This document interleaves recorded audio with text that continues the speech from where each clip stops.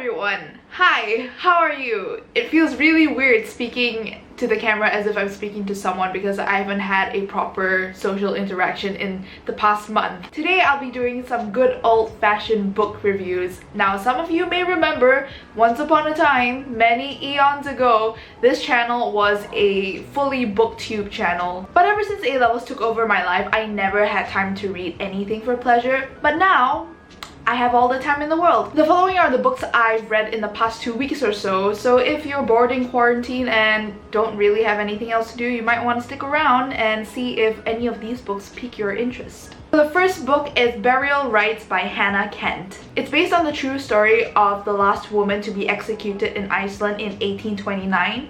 She was accused of murder and subsequently punished for it. This book was very beautifully written. It was told in multiple points of view. This book had one of the most beautiful poetic writing that I had ever read, especially when it was through the lens of the main character, Agnes. The language managed to be profound and poetic without being over the top or overly cheesy. My favorite part of any story is the characters, and I felt like the characters in the story were very well written, they were very well-rounded, and I especially enjoyed seeing the development of their characters individually and their relationships with each other over time, especially the other characters' relationship with Agnes, the accused murderess. I think a lot of it comes down to personal preference as well. I do really enjoy stories that are told in multiple perspectives, and that's kind of why I'm drawn to historical fiction, because a lot of historical fiction novels are written in multiple points of view. I especially enjoyed the character of Toti, the young reverend who doesn't really know what he's doing. And there's a really captivating element of mystery as well. As the novel goes on, we learn more about the night of the murder in question. So if you're looking for a historical fiction / murder mystery read that's a bit more heavy, this is definitely a book you should check out. The next book is also a historical fiction, and can you tell by now that this is my favorite genre? This time it's a historical romance. It's Lovely War by Julie Berry. I actually listened to the audiobook version of this, and I think the fact that I listened to it on Audible, not sponsored, but Audible, if you want to sponsor me, hit your girl up. I think the fact that I listened to it as an audiobook really contributed to my overall enjoyment of the story. Music is a really big part and theme of the story, and the audiobook version includes original music to accompany the narration, and it is beautiful. And the voice acting was just so wonderful to listen to. It was very lively, very animated. They gave different distinct voices for each of the characters, which I felt really brought the story to life. But the story follows two couples in World War I, and it's told through the perspectives of the Greek gods, namely Aphrodite and Ares, hence Lovely War. So it kind of has a mythological, magical element to it as well. The romance was so adorable and fluffy. I literally got physically giddy every time something cute and wholesome happened between any of the couples. Yes, the romance includes cliches, but I think it was very well done, and I don't mind it because I really like the characters as individuals. Not only was the romance between the characters really captivating, but the characters as individuals themselves were very interesting and very likable, so that made me even more invested in what was going on between them and their respective love interests. And since the gods are the narrators but also a character in the story, it gives a really fun perspective on things, and my interest was piqued not only by the events they were describing but by the narrative voice itself, because the narrative voice kind of almost talked directly to the reader, which I found really fun. Overall, I found the romance to be fluffy, heartwarming, wholesome, and cute, but there were also some really heart-wrenching moments, some deep, thought-provoking moments. I especially appreciate the way the author deals with racism, because a lot of historical fiction tends to romanticize the eras that they set their story in, and just like, yeah, that really horrid part of history, don't know her. Huh? What? Oh. Okay. And I find that in a lot of stories that are set in a historical period, they either erase it completely or go in the complete opposite direction, where they make such a big point of it that it is obviously a political statement and it takes away from the story itself. But in this book, the racial issues are very much part of the story. It's not portrayed in a way that's like, look at me, I'm making a political statement. the author even includes a whole note section at the end of the book about African American history, and I think that was very insightful. Years and years ago, I made a video on this channel called I Hate Romance, and I just basically said I'm not into the genre, will never read a romance novel, but I think if you're someone like past me and if you want to give romance a shot, I think this is the book to try. Stepping away from historical fiction, let's go to contemporary times, and this is also a romance novel. I never thought in a million years I'd be someone that enjoys reading romance novels, but here we are, the world really is turning upside down. The next book is The Bromance Book Club by Lyssa Kay Adams. I find the premise of the story so adorable. It's about a national baseball player whose wife just asked him for a divorce. So all his alpha male buddies band together to try and help him save his marriage by introducing him to the secret romance book club that they all hold. It's lighthearted, it's humorous, it's very of the times. I love how the story achieves this really great balance between acknowledging things like feminism, toxic masculinity, gender roles as serious issues, but at the same time being able to make fun of them and not take it too seriously. The thing I fear most when reading romance novels is the characters not being good individuals. So together they may be interesting characters, but individually they may not be as strong.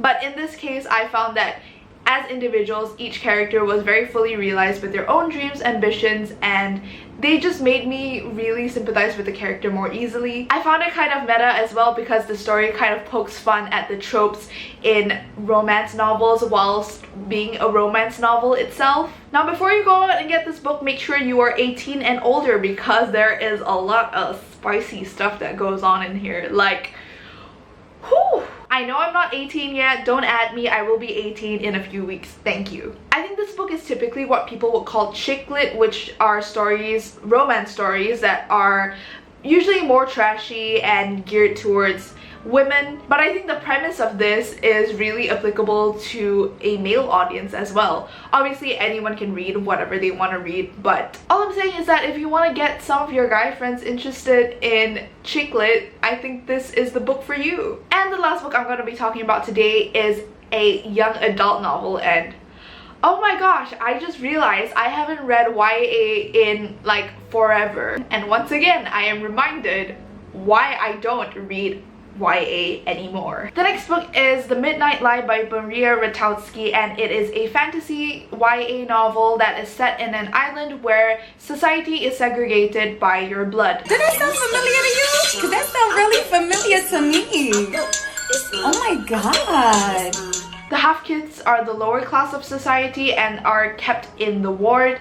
The middlings are sort of like the mudbloods, and the high kids are the bourgeois. Our protagonist is one of the half-kids, and she comes across a traveler, and together they develop a romance and try to figure out if the high kids are hiding magic. Now, I was very interested to read this book because not only is it fantasy, which is one of my favorite genres, but it is also an LGBT romance story.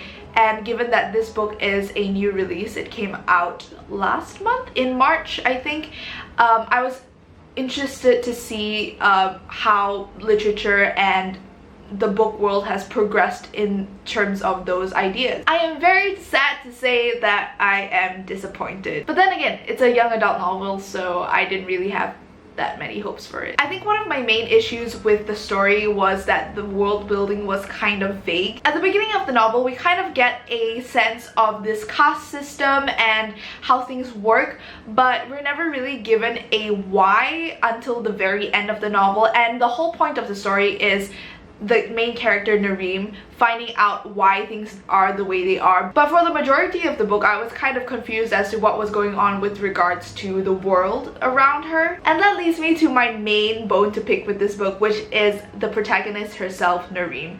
She is so annoying. Now, the whole story is told from her first person perspective, which I think was an interesting choice. choices. She's just very naive. She doesn't seem to have a spine of her own. And I understand that a lot of that comes from the fact that she had quite a rough background and her relationship with her other characters is kind of abusive. But I really struggled to connect with her because she didn't have any sort of pride or anything to drive her personally. Everything she did was for someone else, or I don't know, it's just, she's just very frustrating to read. And the fact that you see everything through her perspective makes it even more frustrating. And I'm not saying that characters in a story can't be naive, because that's just a realistic character flaw. But if your character is going to be that naive where she can't even answer questions that other characters give her and she's just as clueless as the reader, maybe don't make the entire story from her perspective, because it leaves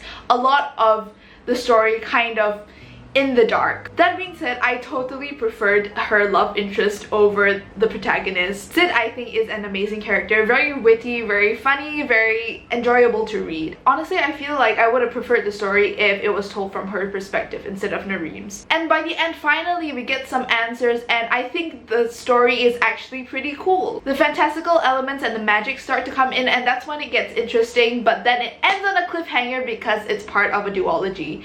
This is why I prefer standalone books. But personally, I feel if those fantastical elements were introduced a bit earlier in the story, it would have kept my interest a bit more piqued. Now, as for the romance, I found it hard to ship the two characters because I didn't like one of them. It's hard to ship someone that you don't like. Although I have to give credit for some moments of connection between the two characters, I felt like it was a bit clunky, especially the way they dealt with Nareem's, the protagonist's, sexuality. What the author was trying to do was trying to add homophobia as one of the elements of the oppressive society that Nareem lives in, but I felt that it was kind of clunky in the sense that it didn't really fit in the world, well, which was already very vaguely built. Overall, I was kind of disappointed with this book, and I don't think I'll bother reading the second installment. That's about all the books I've read so far in this quarantine time. I've got plenty of time to go. If you have any recommendations for me, please leave them in the comments below. I'll be very interested to catch up on reading. Anyway, thank you so much for watching. If you've read any of these books, please let me know your thoughts down below. I'd love to have a little discussion, and hopefully I've given you some ideas of your next read. And I shall see you guys next time.